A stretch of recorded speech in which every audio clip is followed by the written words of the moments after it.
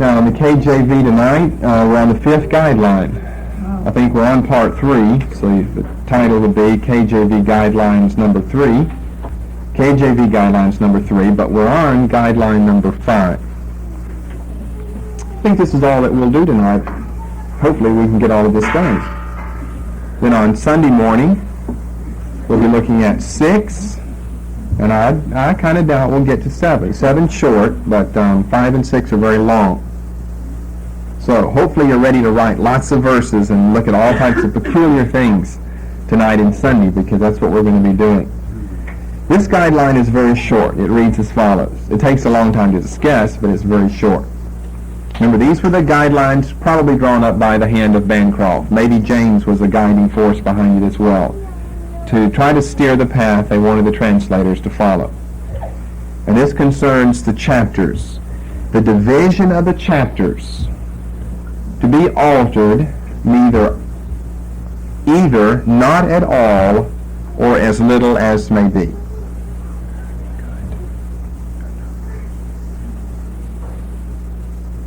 The division of the chapters to be altered, either not at all or as little as may be.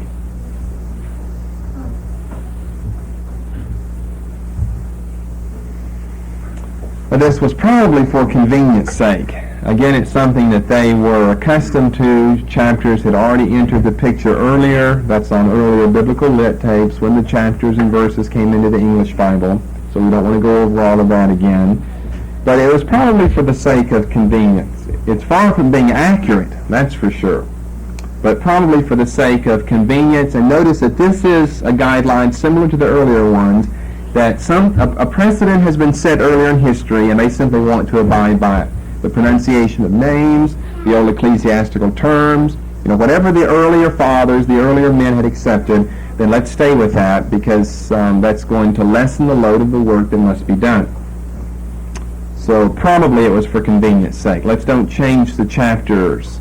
In other words, take the last 2 verses of chapter 7, which really properly go with chapter 8, and stick them on, because we're going to mess the whole versification of chapter 8 in particular up if we do that. Now I'm going to take this little guideline, the division of the chapters to be altered, either not at all or as little as may be, as our cue to discuss several different related items. But I think I'll discuss under chapter divisions. That'd be an obvious place to begin. Verse divisions, the punctuation used, that would be C, and D, the headings found with the chapters and pages. All this rule or guideline speaks of, on the surface anyway, is chapters. But I think that we can take that as our cue to look at several related items. But we'll start with chapter divisions. Now, the Old Testament has 929 chapters.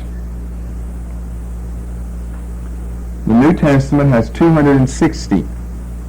The KJV Bible, 929-260, for a total of 1,189 chapters. That means you have the potential of 1,189 problems, minus, I guess, 1, for the connection of all of these chapters here. You have the potential for that many problems.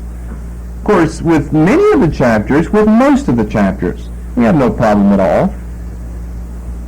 In the biblical manuscripts, the autographs, you don't have divisions between chapters. But in modern books, we need divisions, so that that's just the way we're accustomed to read. And so most of these have been divided according to subject matter, so that subject A stays with chapter 1, and then whenever you come to a new big subject, subject B, then they break chapter 1 and they start chapter 2. Well, of course, that wasn't in the autographs. They just wrote it all and, all connected together. The autographs with no punctuation. But no problem. That's okay with us. The problem is where we've got a poor choice of division. Poor selection is made as to which verses go with what chapter. Now, all of these chapters are just carried over from some of the earlier versions, but some of them are very poor choices. Now, the only way to see and study all of them and find out, just how many of this 1,189 are poorly done, well, we'd have to look at every chapter of the Bible, every book and every chapter of every book of the Bible, which is beyond our scope tonight. So all I'm going to do tonight is just mention some that I've already mentioned in other teachings in passing before, and then throw in a few new ones as well. But I think I've already mentioned these that I'm going to mention first of all. They've just come up. I know that they've come up in other teachings, and I've said this is a poor chapter division. And I'm not saying this is all that has come up before, that these are all that have come up before. But these are ones that I have mentioned. Let's start with Isaiah 53. Here we've got a very, very poor chapter division. And you see, it's all up to the editors and the publishers, of modern editions, of the KJV and the RSV, NASB, ASV, JB, NIV, all the other versions and Bibles. It's up to the editors and the people who publish the Bible how they're going to clue the English reader in to a good reading pattern here. The KJV just, hits them 1, 2, 3, chapter 1, chapter 2, chapter 3, and no help meanwhile. Isaiah 51, 52, 53, 54, no help meanwhile. Well, somewhat of a help. I'll come back to what that help is here in a moment. Bibles like the NIV, they add in their own little divisions where the publishers or the editors of that translation, where they think that there is a break in thought and we should start some, new passage here. Now, they're not going to go so far as to, because it's going to mess up all your reference works and all your lexicons and concordances and commentaries and everything. If you take the last 3 verses of Isaiah 52 and make them the first 3 verses of Isaiah 53, that's going to mess everything up. So they're going to leave it the same, but that, in fact, is what should be done. Let me take that back. No, it shouldn't be done. It's going to confuse us. That's what should have been done a long time ago. They made a very poor decision in where to divide Isaiah chapters 52 and 53. They should be divided between verses 12 and 13. Let's just read some of this. Notice what we have here in Isaiah 52, 11, depart ye, go ye out from thence, touch no unclean thing, go ye out of the midst of her, be ye clean, that bear the vessels of the Lord. For ye shall not go out with haste, nor by flight, for the Lord will go before you, and the God of Israel be your rear ward. That is your guard behind you. And watch verse 13 now of Isaiah 52. Behold my servant. Now, if you know anything about the end of Isaiah, from 40 to 66, we know we've got the so-called servant songs here. And I've already mentioned 2 of those in the earlier teaching tonight, Isaiah 42 and Isaiah 49. There are other chapters that contain what we call servant songs, part of the Isaianic theology. Behold, my servant shall deal prudently. He shall be exalted and extolled, and be very high. As many were astonished at thee. His visage was so marred more than any man, and his form more than the sons of men. So shall he sprinkle many nations. The kings shall shut their mouths at him. For that which hath not been told them shall they see, and that which they had not heard shall they consider. Well, now surely as believers we know enough to know, in essence, what he's talking about here. What is he talking about? Who is he talking about? In Isaiah 52, verses 13 through 15. Jesus, certainly. And notice how verse 14 of Isaiah 52 reads so similar to verse 2 of the next chapter. Visage was so marred more than any man, and his form more than the sons of men. He hath no form nor comeliness, and when we shall see him, there is no beauty that we should desire him. Sounds like it's speaking of his appearance on the cross. Well, we know that Isaiah 53 is a messianic passage from verse 1 to 12, or whatever is the last verse. Yeah, 12. From 1 to 12, it's a messianic passage. Well, so are verses 13 to 15, whereas verses 11 to 12 of 52 are not. So you make a very poor division here. In other words, you just kind of lumped off the head of this servant song by sticking 13 to 15 back in an earlier chapter.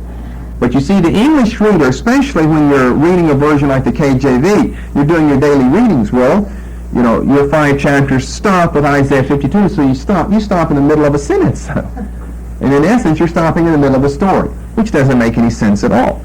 Now, I didn't check. Does the NIV have something there? It probably has some new division there. It has a break in there. It has a title, The Suffering and Glory of the Servant. The suffering and glory of the servant. It says that above verse 13. See? Some of your other Bibles will do that. Good ones will, to show you, to help the English reader see where there's a change of thought here. The change of thought should be dictated by the enumeration of the paragraphs, or rather of the chapters. But this wasn't done years ago. A mistake was made somewhere, by whom and when, we don't know, but it was made. And now it's simply perpetuated in all other English translations, including the NIV. It has the same versification and punctuation and chapter division, same as the other Bibles, right on down through the history of English translations. Okay, another one that I've mentioned before, Acts 21 and 22. Acts 21 and 22. And this is not just superficial knowledge. Something like that is very helpful. When you read Isaiah 53, you don't want to leave off the initial paragraph, which are the first 3 verses, or the last 3 of 52.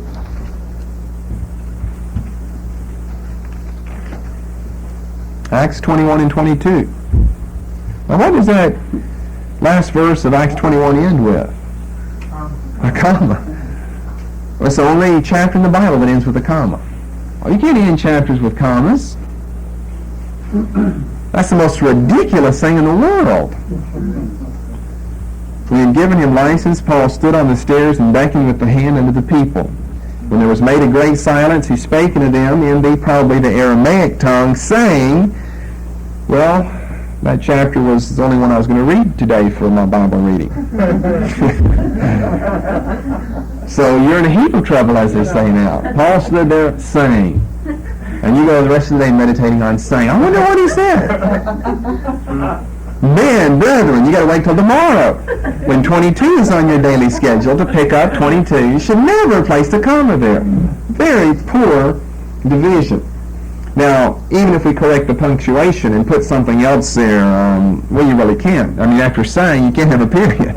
Or you're just stuck. No matter what version or translation or what punctuation you use, you're going to be stuck. Because you can't end it by Paul was standing there saying, and then exclamation point, or I guess it'd really be question mark is what you should end it with. Question mark. What was he saying? Well, same time, same channel next week, and you'll find out what he has to say in chapter 22. And in 1 Corinthians, but that's the only one in the Bible like that, by the way. The only chapter in the Bible that ends with a comma. That's why I'm saying maybe these guys were really riding on a horseback when they put the punctuation into the Bible. And he didn't mean to slap it like that, and the horse came down and jolted, or it went after a rabbit, a hare, and he threw a comma in there. Got carried away. Or maybe that was that drunken Dutchman that had too much to drink the day before or the night before. 1 Corinthians 10 and 11.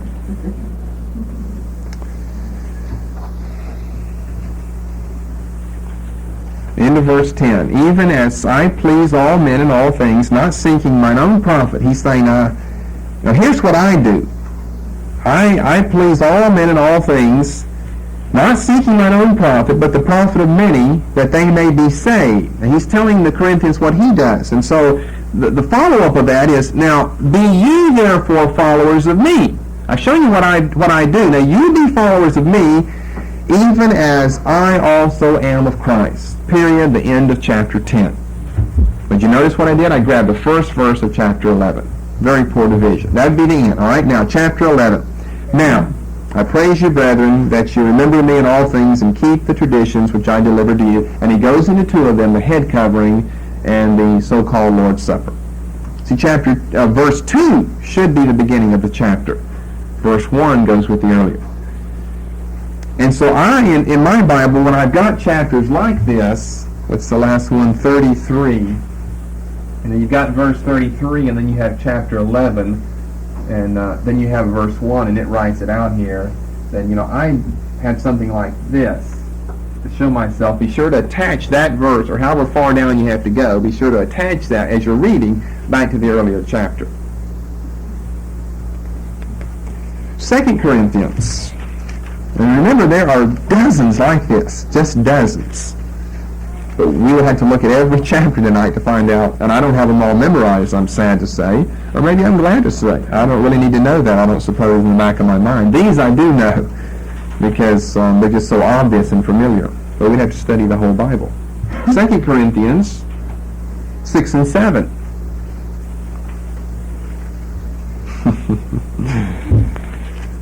Okay, now, verse 14, he says, don't be unequally yoked. Well, we found need for that twice in the earlier message tonight in ITP. Be not unequally yoked. What agreement with all of this? End of verse 16, God has said, I will dwell in them and walk in them. I will be their God, and they shall be my people. So come out from among them. Be separate. Verse 17, the end of it, I will receive you. I will be a father unto you. Ye shall be my sons and daughters, saith the Lord Almighty. Now, did you notice the use of the words will and shall? In 16, I will dwell, I will walk, I will be your God, you will be my people, I will receive you, I will be a father, you will be my offspring. What do we call all those things? Promises. All right, verse 1 of chapter 7, having therefore these promises. What promises? What if you stopped your Bible reading with 6? You started with chapter 7 the next day, having therefore these promises. What promises? All these glorious promises he's just given us if we'll obey him in chapter 6. So again, I had this little business directing verse 1 of 1 Corinthians, or 2 Corinthians 7 back up to the end of 6. Now look at verse 2. You see, we're on a different subject now. Receive us. We have wronged no man. We have corrupted no man. We have defrauded no man. Well, he's back up to 6, verses 11 through 13. He's back up to 6, verses 11 to 13. So it becomes a little confusing exactly where you want to put the division. But where they put it is certainly not appropriate. All right, let's look at another one. Colossians. And we're probably going to have to move along and get all of these little oddities in here. Colossians 3 and 4. Now you look here. I've taught you how to spot these things and see if you can't find what's wrong. Colossians 3 and 4. You have to notice certain things as you read along. If you don't notice, then I'll be a little more specific and I'll give you the verses. Colossians 3 and 4. In other words, you want to read the end of 3 and the beginning of 4 and see what's going on here.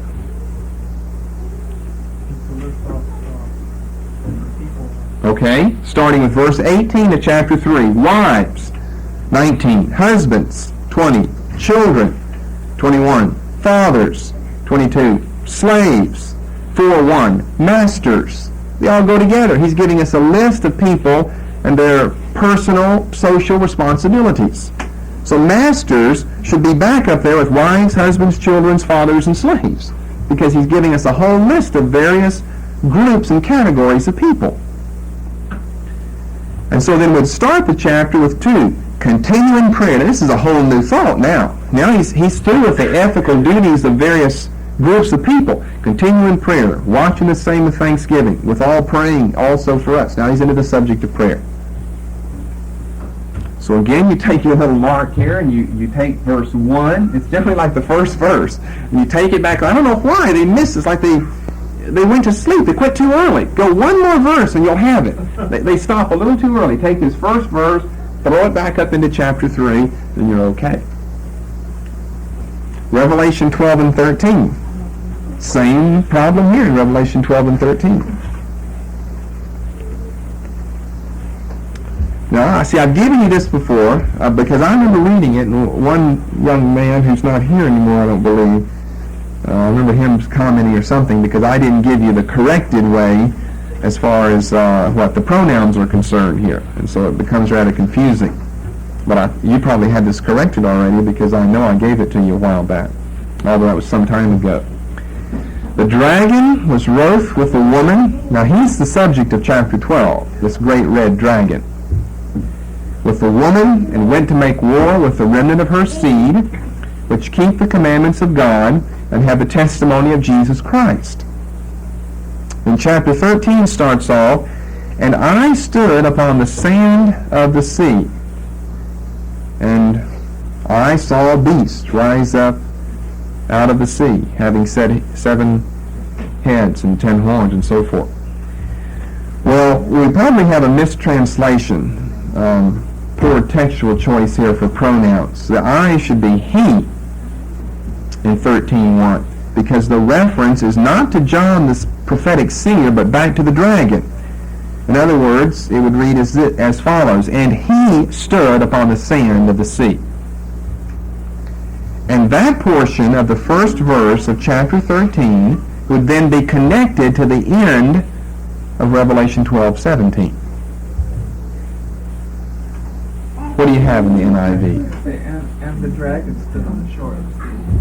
Now see, the Greek doesn't say dragon, so they're adding that in to make sure we understand the pronouns he and I here. I would be John. He would be, well, if I had to find an antecedent, the antecedent would be the dragon in 12:17. The dragon stood upon the sand of the sea. Do they have any division as far as connecting that to the earlier chapter? Yes, they put their big number there, but they continue the verse there. Okay. Then they put the next heading there. You see, they're trying to be right there. But we would tack that on to chapter 12.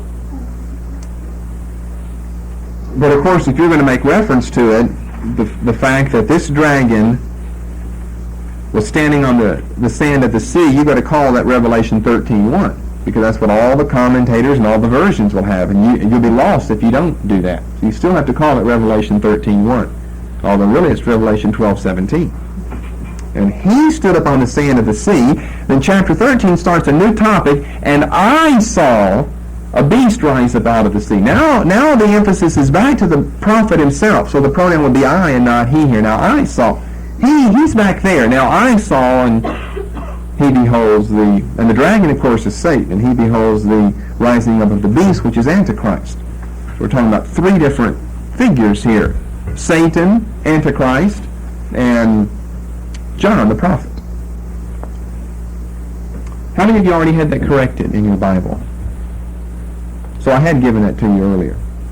Now let me just mention some new ones, and you can find others, and then we've got to quickly move along. Let's jump back into Exodus.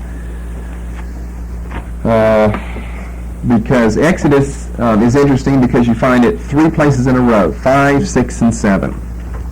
Exodus chapters 5, 6, and 7. And we'll see what the NIV does for us here.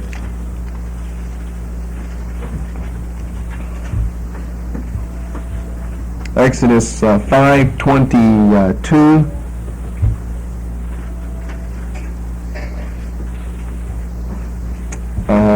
Boy, I don't even know if I can get through with this tonight. There's always so much to say. I like to fill you in on the background of each chapter rather than just assuming it.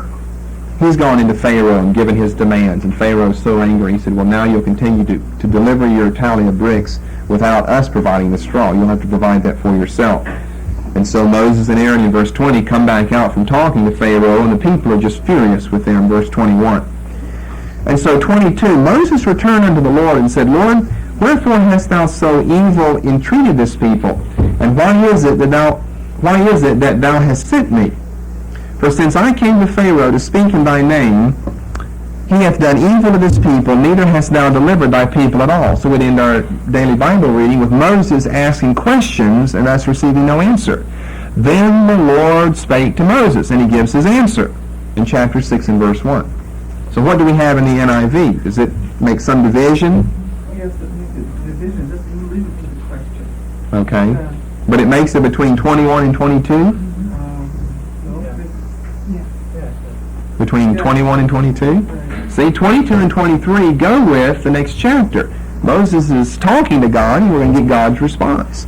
Whether we have it in question form or just statements, he's talking, and God is going to respond. So again, poor chapter division. So there you would do your little thing down. You would take your 22 and 23 and bring it down and connect it to 6, because you can't bring all of 6 up and connect it to 5. Or then you'll have 39 chapters in this book instead of 40. Then in chapter 6 and verse 28, same thing here, so we won't go into detail. Moses is talking, and then God starts answering in the first verse of chapter 7. Exodus 6, 28 to 30. Drop those down in your reading and understanding with chapter 7.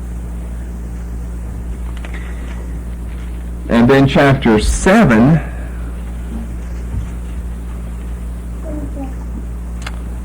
25. Drop that down into chapter 8. And you can find a lot of others. Let's go on, though, if you will please allow me. We could spend all night and a few nights just with chapter division. I think I made the point. Poor chapter divisions many times, and it will mess up your reading as you go along. Okay, secondly, be under number 5 here, verse divisions. Verse divisions. Now, how many verses in the KJV do not end with a period? Oh, they are legion.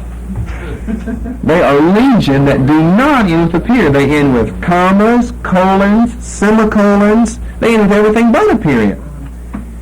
And yet, what the verse is supposed to represent in the KJV is an entire paragraph. That's why every verse is indented like that. It's supposed to represent a paragraph. And so how can you have a paragraph end with a comma, or a colon, or a semicolon? In the Old Testament, there are 23,144 verses. Yes, I have counted them all. When you don't have anything else to do, you count verses. 23,144. The New Testament has 7,957. For a total of 31,101. And the one question you need here under verse division is the one I just asked you. How many verses do not end with a period? They are as the sand on the seashore for multitude, to use a biblical metaphor.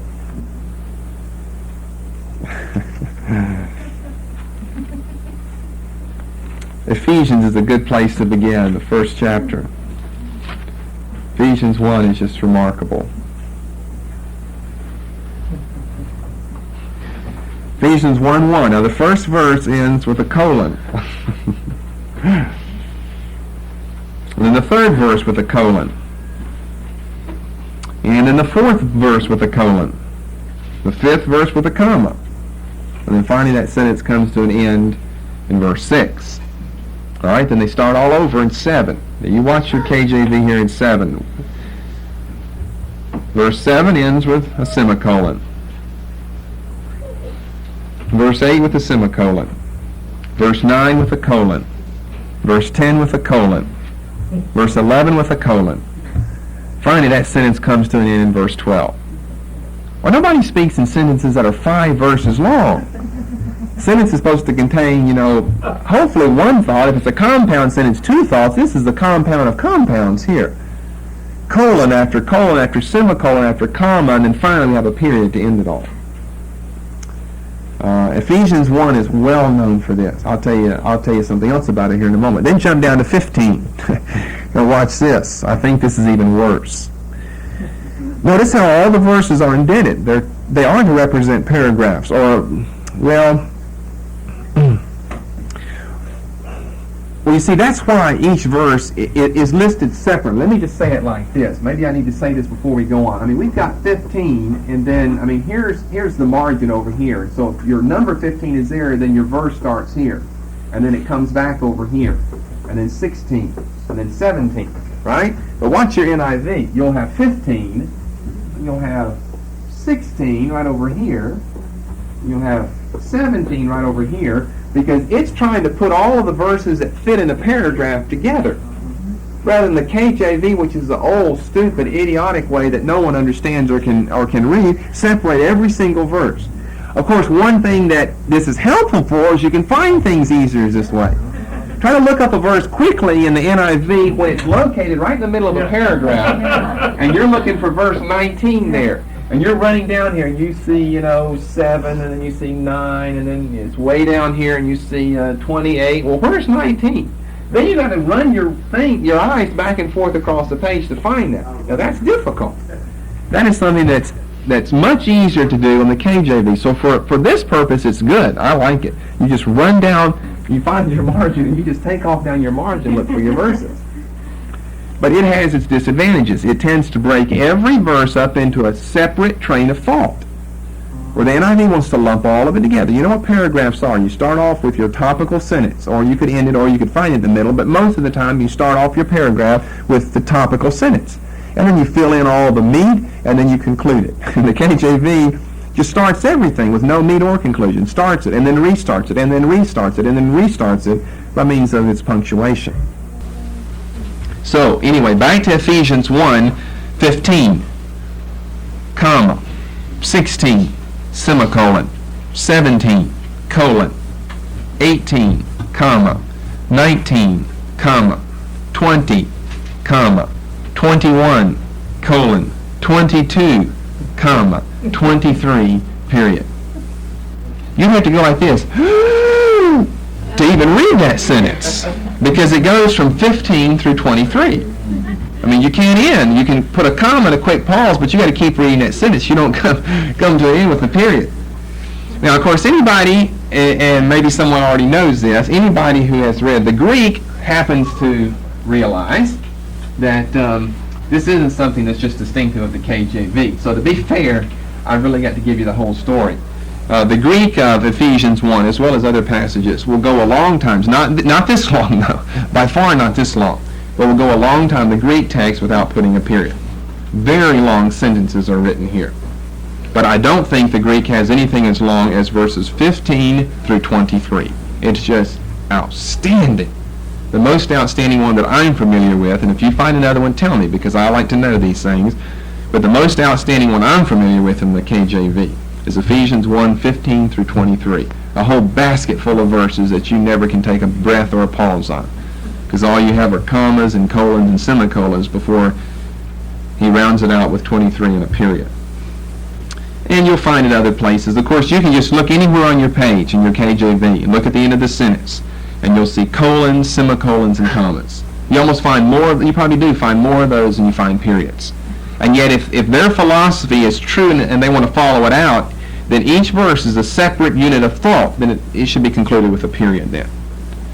The NIV will appropriately do this by giving us a paragraph, even though it might not end every verse in that with a period, with a paragraph, and then end the paragraph with a period. You can't end the paragraph with a comma. Then in chapter 4 of Ephesians, see, I told you we would get into all of this. These are the things that I love to do. I think these things are weird and odd. Of course, you might not even think this way, but if you've been around Chino Ross's church very long, you should think in a weird, odd, strange way. You look for things that don't even exist. Ephesians 4, starting with verse 11. And he gave some apostles and some prophets. Now, what does he mean? That he gave some apostles, or that he gave to some people apostles? Well, the latter would be their interpretation with the comma.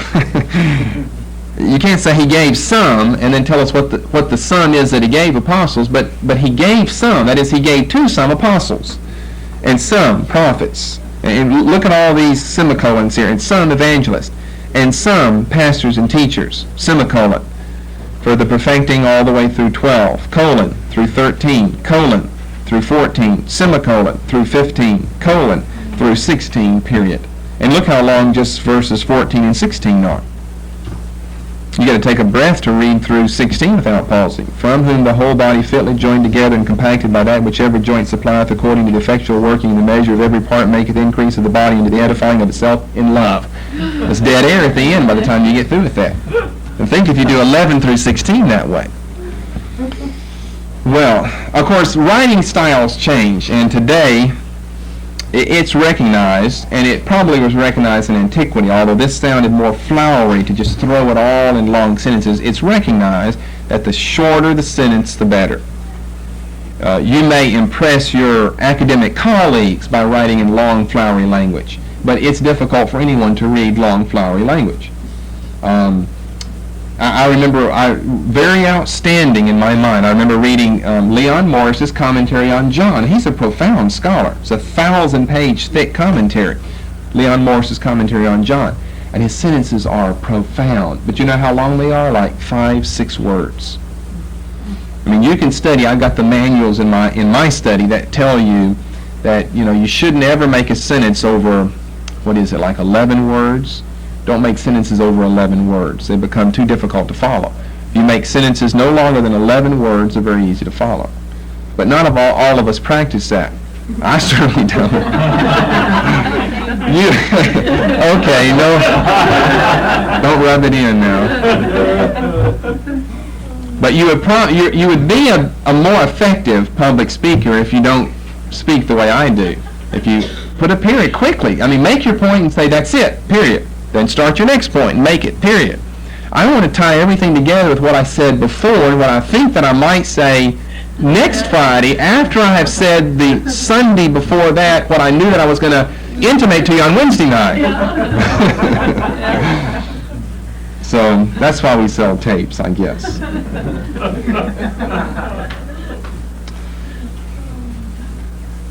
C under number 5. A was chapter divisions, B verse divisions, C, which follows right on the heels, I would entitle heavy punctuation. The profuse use of colons, commas, semicolons, and accent marks. Profuse use of colons, commas, semicolons, and accent marks. Found over and around and under and beside, before, behind, just about every word in the KJV. You've got little marks there. Run a printing shop out of business getting all that stuff together. So I gave you statistics with chapters and verses. Let's give you statistics with words. In the Old Testament, there are 596,582 words in the KJV. 500,000 in other words. 596,582 words. The KJV Old Testament. The New Testament, if you're going to ask me, did you count these up, I'll have to say no. That's just beyond me. I relied on a computer to do that. New Testament, 180,551. It could take you, I don't know how long, to count up 500,000 digits.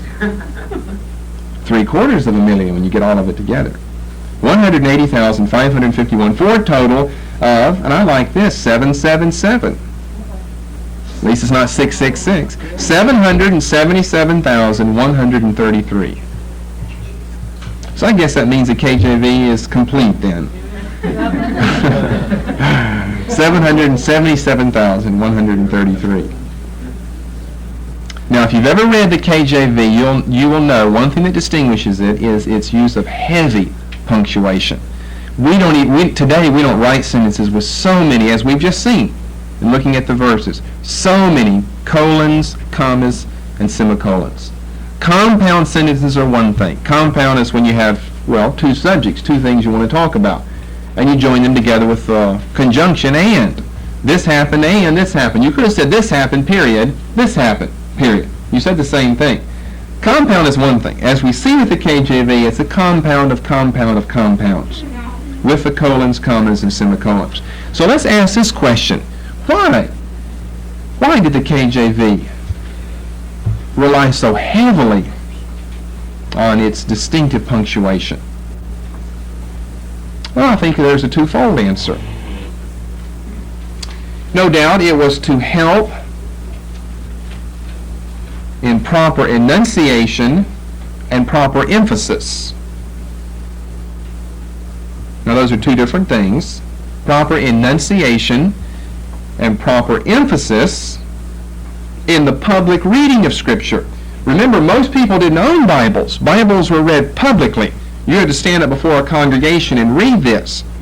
And punctuation helps you to pronounce the words, especially proper names, more correctly, and helps you to know where to put the emphasis. Now, if their punctuation is wrong, your emphasis is wrong. And it's wrong most of the time in the KJV. Or if it's not wrong, it's not discoverable. What they want emphasized here. But I would say it's to do these two things, to help in the enunciation and in the emphasis when the Scriptures were read in a public fashion. No other Bible that you can buy today has such heavy punctuation. No other Bible has such heavy punctuation. All the modern English editions try to tone down the punctuation. In other words, what I mean by that is they try to use more periods. Put a period so that you can end, breathe, take a nap, take a break, take a rest, and start over with the next sentence. Don't leave us always with these dangling things that we call commas, colons, and semicolons. They're always just dangling there, enticing you to get into the next verse, enticing you to get into the next verse. That's not good reading fashion. That's not a good habit. But if you're going to read the Bible publicly, they felt that this whole passage of Ephesians 4:11 to 16 is one thought with the Apostle Paul. That was their thought. It's one thought with him. And so we want you to put the right emphasis in putting all of this together as one unit of thought. Therefore, we won't give you any periods. We won't let you stop as you read. We'll keep you flowing until you get to the end of 16, then we'll put a period, then you'll stop, then the people will know that's the end of a unit of thought. Now, one benefit to this, again, you probably noticed this as you compared your use of the KJV with your use of the NIV, is that it helps immensely with names, proper names, particularly those difficult ones in the Old Testament. Let's just do a little experiment here. If you've got KJV and maybe NIV together, turn with me to Joshua, or at least if you have the NIV, Joshua 15:21 through 63. Joshua 15:21 through 63.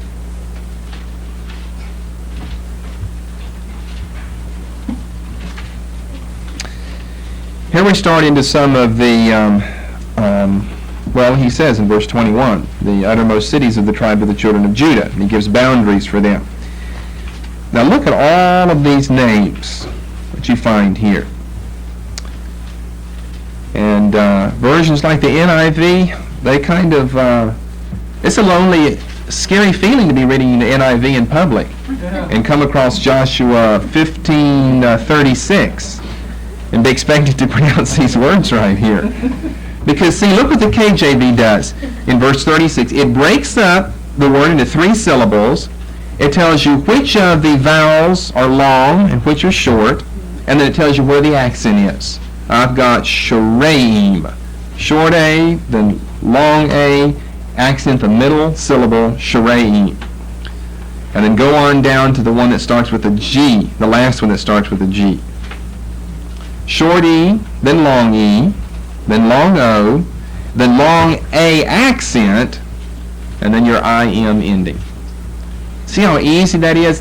The reason they did that probably is for public reading. You can look at that, and even if you can't say it fast, you can say this, Gedirotheim. You got the short E's, the long O, the long A, and your IM ending. Even if you can't say it fast, you can pronounce that word. But let's say that we don't have any of that. Then is it Gedirotheim? Is it the accent on the second syllable, Gedi, or is it Gedirotheim? Is it on the ro? KJV tells us on the THA. The theim is where you lift up your voice. Now, of course you say, well, what does the Hebrew say? Well, forget that, because this is never in line with the Hebrew. But still, it helps you read it in public. You mispronounce it, but it helps you read it in public. You won't mispronounce it according to what they want you to say. But when you're stuck with something like the NIV, then you're in a heap of trouble, as they say, when you're reading this. Now, if you're in private, you just say, and you've got it. Some of you do that in public. When you're in private, you just kind of blow through that word. But when you're in public, it'd be better to have the KJV with you, because it's a lonely feeling being stuck in public and having these long, 6 or 7 syllable words and not know which vowels are long and which are short, and particularly not knowing where to put the accent. Joshua 15:21-63 is a good case. Of course, 1 Chronicles, the first 9 chapters, are another good case. You won't find accents. You won't find all the punctuation there in the NIV and in other versions that you find in the KJV. You're familiar with those. Those are enough to give people nightmares, those first 9 chapters of 1 Chronicles, especially if you're stuck with the NIV in public. What if you were called upon to read these in public, all 9 chapters? I mean, it's a nightmare. It produced perspiration. It probably produced it with the KJV too, but doubly so with the NIV, to get through all those names, not knowing which vowels are long and which are short, and where the CHs are K sounds. Look in 41, verse 41 of 1 Chronicles 1, the end. See how you have your CH with the line under it? Well, I'm sure you've already learned from looking at your key to symbols, your pronunciation in the earlier part, how you pronounce all of that. Well, that's a K sound, Chiron, instead of Chiron. And of course, you have to be clued into your key to symbols, which you'll find probably at the beginning of your KJV. Okay, no other Bible with such heavy punctuation. Okay, let's stay under C. Let's go on to something else. So, now this is a real oddity that we find that looks like this. Now this is not so off the wall, because I just had a sister here just a few days ago ask me, well, now what is that thing? So see, we're actually doing personal help to you. Yes, that's a paragraph mark, but let me give you a lot of information about this. We still use that today. It stands for paragraph, starting a new paragraph. Editors and writers and authors and people like that know what that little symbol is. But the problem is the KJV, in separating and indenting every verse, seems to imply they're taking each verse as a paragraph in itself. Let's look here in 1 Chronicles 1. Look at verse 5. Sons of Japheth. Notice how that verse begins. See in KJV, 1 Chronicles 1:5. See that mark? Oh, let's see. They kind of got it darkened in more. But you know what I'm talking about. And then they give us another one in verse 8. I always find it amazing that no books ever begin with that, with the first verse. So what are you starting with? Something that's not a paragraph? Look at Adam, Seth. I mean, every book, the first chapter starts with the first paragraph. You don't have your first paragraph starting with verse 5, and what was all of that first business? Couldn't be just introductory matters, because it's the exact same thing as verse 5. It's genealogies. But you don't find books that begin with paragraph marks. Now, the paragraph marks, see if you knew this. This is Ripley's Believe It or Not. They're used throughout the Old Testament. They're used in the New Testament up to Acts 20:36, and then they stop. So what is it? From there to the end of Revelation is one paragraph? This is amazing. Aren't you glad you came tonight? Aren't you glad you're saved and you're a Christian? There you away with that foolishness. They're used throughout the Old Testament and in the New up to Acts 20:36, and then they stop. It's the last one, and we know not why.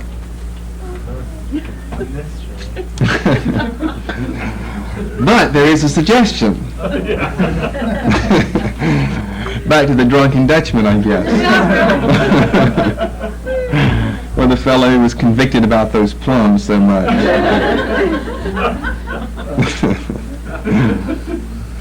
One suggestion is that the printer simply ran out of these paragraph marks. Now, don't laugh now until you know some more about printing. Where's Brother Anderson? Oh, he's not here tonight. He could tell us some about this business. In the first edition of Henry David Thoreau's Walden, the first edition, published in the middle of last century, of Henry David Thoreau's Walden, the printer ran out of these signs. Or excuse me, not paragraph, but ran out of signs for the first person singular pronoun, I.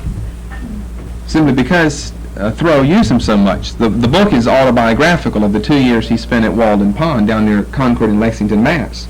He's always saying, I did this and I did that and I went and I thought and I wrote and I said and I.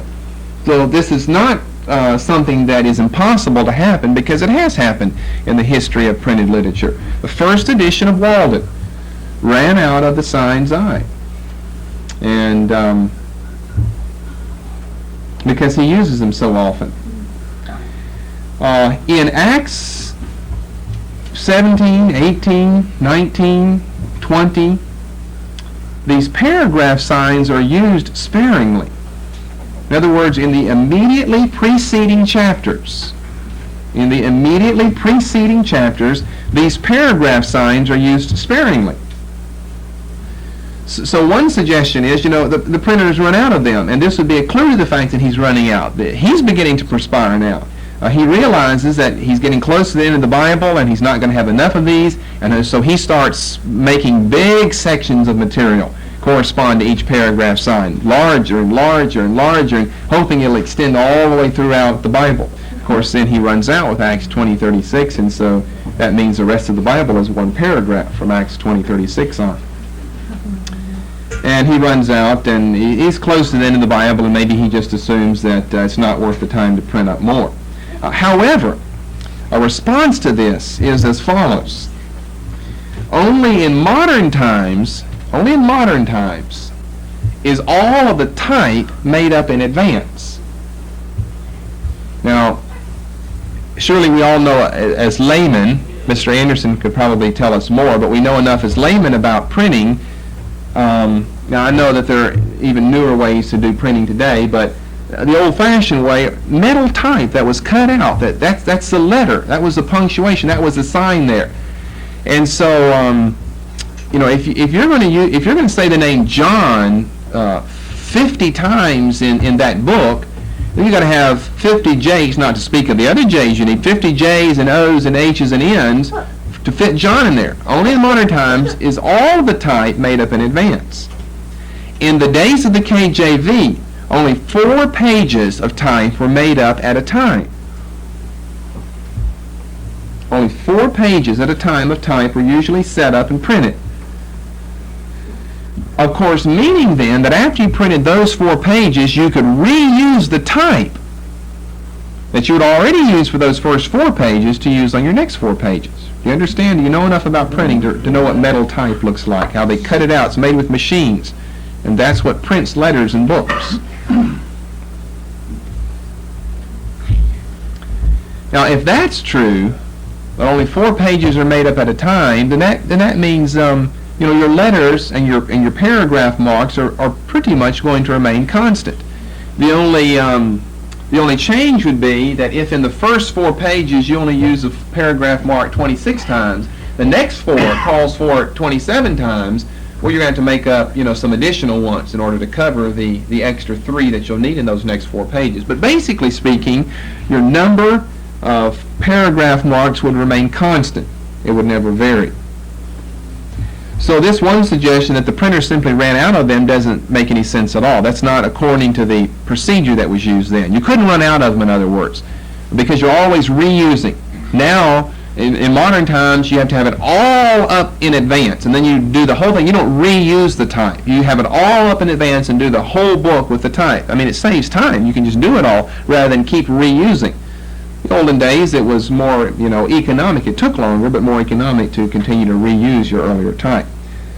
So this reason doesn't seem to hold water. F.F. Bruce, in his book, History of English Translation, states that perhaps this was all the printer's master copy had in it.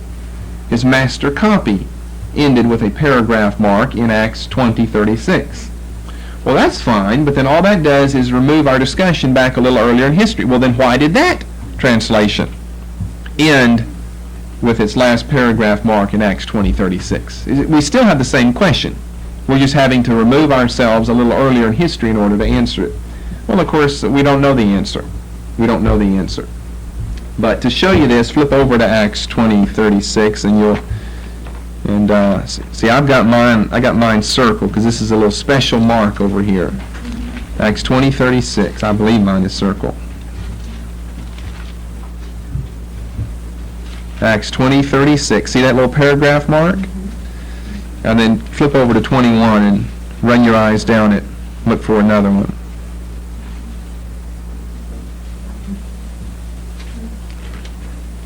Look in 22, run your eyes down that. You ever noticed that before? No. 23, you run your eyes down it. So you won't find any more.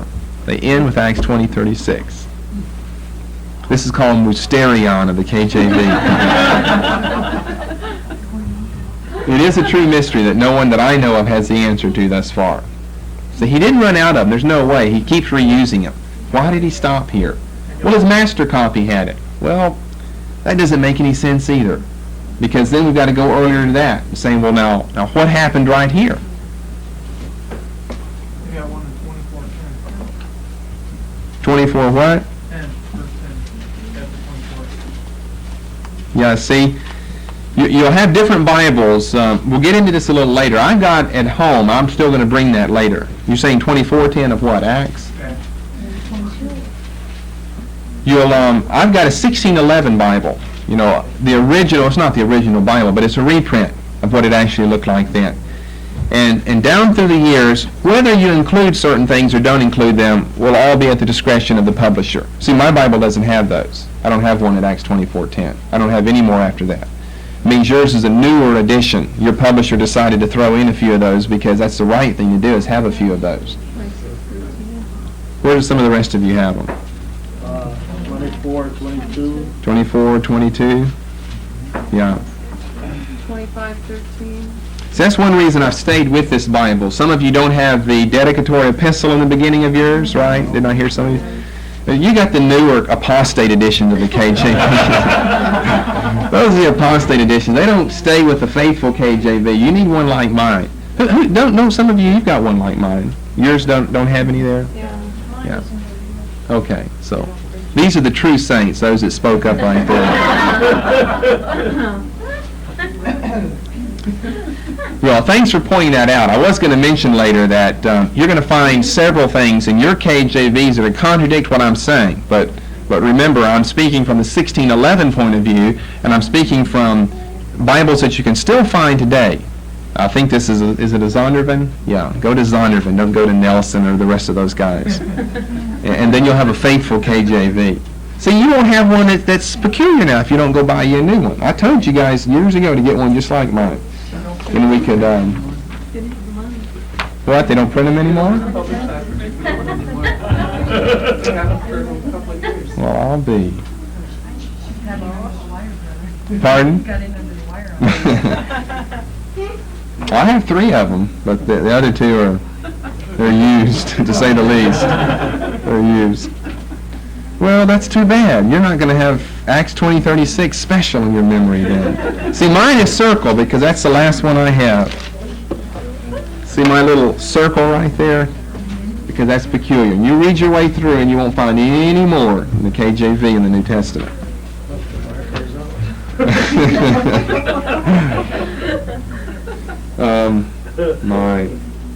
Okay, let's go on. Still under heavy punctuation. That's probably the most interesting thing, though. Most important are the heavy punctuation, but that's interesting. Let's stay with the paragraph, and let's go earlier in Acts, and I'll show you how they're not very reliable at all. They're just not reliable, so they're not something to follow in your KJV. Sometimes they help, sometimes they don't. As I said, none of your books will begin with 1. Look at Acts 1:1. None of your books start with 1, and yet you start every book with a paragraph, but no paragraph mark. Our first one is found in 15. I believe, Acts 1:15. And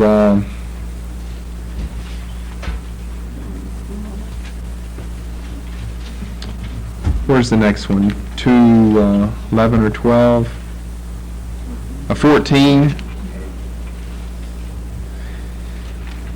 I mean, they're not wanting to start any chapters off like that. And yet, Day of Pentecost, that's something separate. I mean, that's a whole new paragraph, I would think, than what we've just been discussing here earlier, with the selection of the successor to Judas, the betrayer.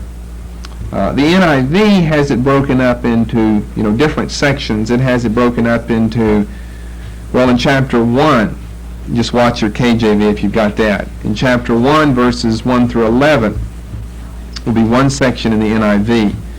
That's all the ministry of Christ and his ascension. Now, they're returning to Jerusalem in 12, so 12 through 26 will be another section, I believe, in the NIV. Then in chapter 2, you start with a new section, Day of Pentecost, and the initial events go through 13. And then 14 through 41 give you Peter's sermon and the results of the sermon. And then you got 42 through 47, I believe, which will wrap up the chapter. So your other editions are going to be much more faithful. What I'm saying is that even though the KJV employs these paragraph signs, it doesn't even follow its own employment of paragraph signs. And it doesn't use the paragraph signs appropriately.